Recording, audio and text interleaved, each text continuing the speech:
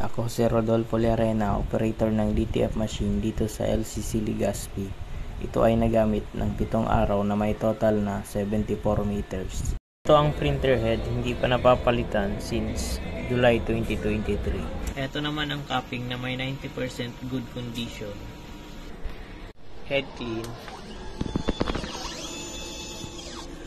Punasan ang wiper after head clean. Nozzle test.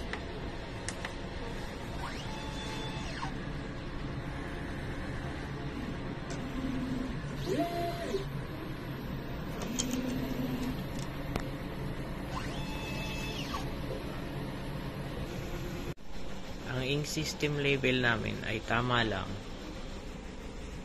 Ang damper ay hindi pa napapalitan simula noong July 2023.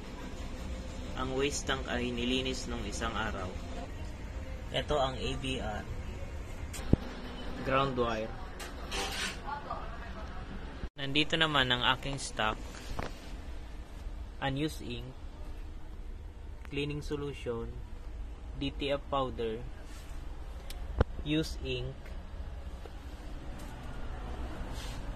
Nandito naman ang aking DTF film. Ito naman po ang record ng nagamit sa CMYK. White, black, yellow, cyan, magenta,